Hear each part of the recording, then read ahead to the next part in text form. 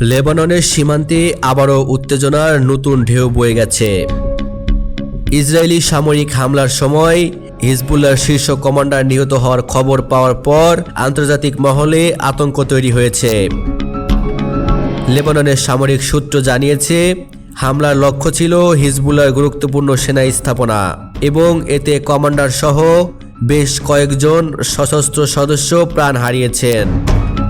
এই হত্যাকাণ্ডের পর লেবানন এবং ইসরায়েলের মধ্যে দ্বিপাক্ষিক উত্তেজনা তীব্রভাবে বৃদ্ধি পেয়েছে।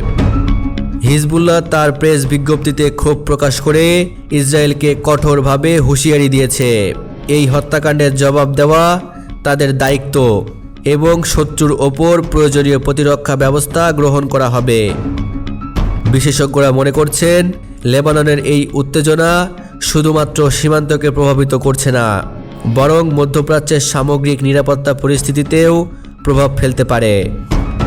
ইসরায়েলের পক্ষ থেকে জানানো হয়েছে, তাদের সামরিক বাহিনী তথ্য-উপাত্তের ভিত্তিতে লক্ষ্যভেদ করেছে এবং এটি তাদের জাতীয় নিরাপত্তার জন্য অপরিহার্য পদক্ষেপ ছিল। তবে এই হামলার পর ইসরায়েলি বাহিনী সীমান্তবর্তী অঞ্চলে সতর্কতা বৃদ্ধি করেছে, যা ভবিষ্যতে আরও সম্ভাব্য সংঘাতের ইঙ্গিত দিচ্ছে। বিশ্লেষকদের মতে, হিজবুল্লাহর শীর্ষ কমান্ডারের মৃত্যু লেবাননের ভেতর রাজনৈতিক এবং সামরিক চাপে বিরূপ প্রভাব ফেলবে এবং দেশের নিরাপত্তা পরিস্থিতিকে আরও জটিল করে তুলতে পারে। আন্তর্জাতিক পর্যবেক্ষকরা সতর্ক করে জানিয়েছেন, এই ধরনের সামরিক হামলা মধ্যপ্রাচ্যের উত্তেজনা নতুন ঢেউ সৃষ্টি করতে পারে। বিশেষ করে সৌদি আরব, সিরিয়া এবং ইরানের মতো অঞ্চলে প্রভাব পড়ার আশঙ্কা রয়েছে।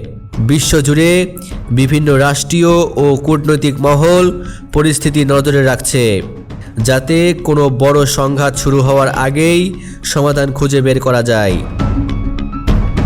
লেবাননের সাধারণ জনগণও এই হামলার ফলে আতঙ্কের মধ্যে আছে। সীমান্তবর্তী শহরগুলোতে নিরাপত্তা ব্যবস্থা জোরদার করা হয়েছে